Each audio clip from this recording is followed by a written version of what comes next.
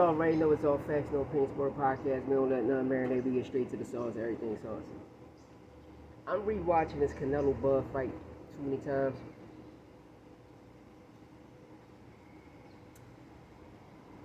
Robbery. It should have been a draw. It should have been a draw, yo. Punches wasn't landing. A lot of things was hitting the guard, both fighters.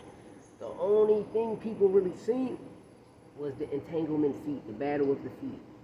You know how the southpaw orthodox feet battle, the foot battle happens. The foot always getting tangled up, and then the person to throw a punch, and then you'll think the punch land when it hit the guard.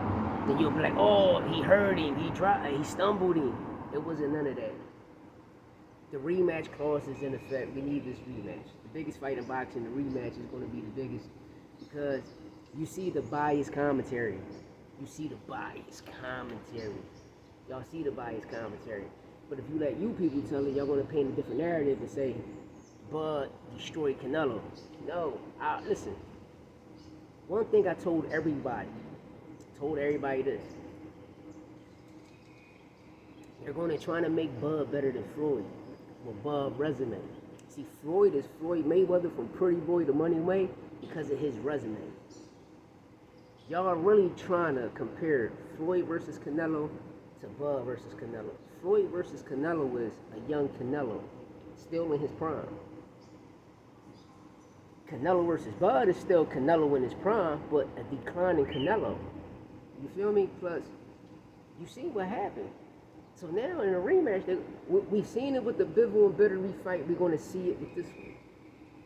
And it's just like that. We're going to see it with this one. But you people creating these narratives, y'all got to remember, all of these streaming bot farms is weird. It's weird, okay, in Asia, right? The Middle East is weird. Saudi Arabia is weird. In Asia, right? All right, these Asian streaming farms got y'all people cuckoo in the head and y'all believing in some bullshit.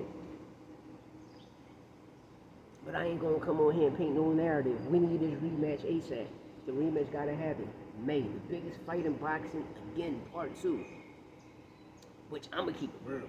I'ma be real. Because I'm defending this fight.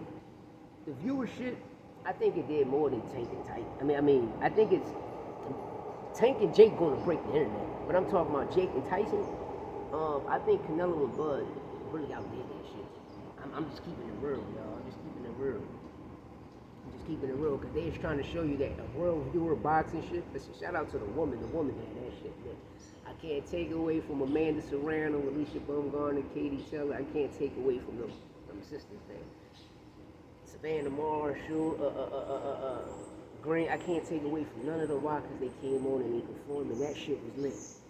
But Crawford Canelo fight was lit. The viewership should have been super duper higher, which I believe it was higher.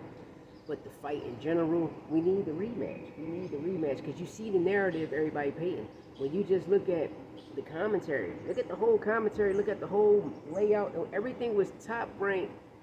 It was HBO top ranked, ESPN. Everybody was top ranked. From the broadcasters, the announcers, everything was top ranked. Y'all complained about the judges when the judges first came out. And then when you look at the judges' scorecard, the scorecards was crazy. Then the crazy thing, shout out to the boy, Mr. Suspicious on Instagram, because the week before the fight, the week of the fight, on a Wednesday, he posted a scorecard, and the scorecard came out just exactly how he had it. Like, come on, man. Come on. It's too fake. It's too... And Timothy Bradley coming out speaking the truth, because he's letting you know how Top Rank do it, how Top Rank does it. Because that nigga was signed to Top Rank. You can't talk about PBC. You can't talk about Golden Boy because you wasn't signed over there. You was signed to Top Rank. You was a Top Rank fighter. So all of the situations that Tim Bradley Top Rank Tim though comes from Top Rank. It comes from Top Rank with Top Rank Rob Pacquiao, and that Tim Bradley knows because he seen it. He was firsthand. He dealt with the situation. He dealt when they robbed Pacquiao. He was there. They robbed Pacquiao. Hey, Bud, you know just like I know. What's up, Dad? Bud, just like you know, I know, you never wanted that Pacquiao fight. Top Rank never wanted that Pacquiao fight for you. They never wanted that fight fee. That's why they robbed him in 2018 and gave the title to Jeff Horn. And y'all wanted us to believe that Jeff Horn was whooping Pacquiao ass when Pacquiao was beating the dog shit out of Jeff Horn. Then you come back to my, y'all re-seen the fight and with Jeff Horn. No, the nigga, I seen the same shit you seen. Pacquiao got robbed. Just like that, Pacquiao got robbed. Just like Tank versus Lamont Roach. Tank got robbed. The reason Tank got robbed, because we knew 2-3 months prior, same year prior, we seen what happened to Ryan and Dev, and what happened?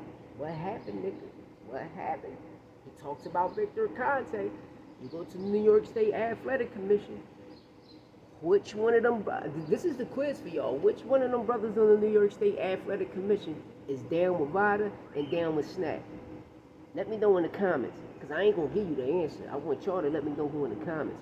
Which people from the New York State Athletic Commission got shares in Vada and Snack? And I'll rest my case. It's just one big-ass monopoly. You don't see really no PBC fighters got Victor Conte under contract. You don't see no PBC fighters talking about, yo, I need a therapeutic exemption use except for Mayweather. But we all know what therapeutic use exemption is. Steroids, nigga. Victor Conte posted up and he said, no, he got clear because you motherfuckers crazy, man. Besides that, let me know what you think in the comments. I'm out of here. Down.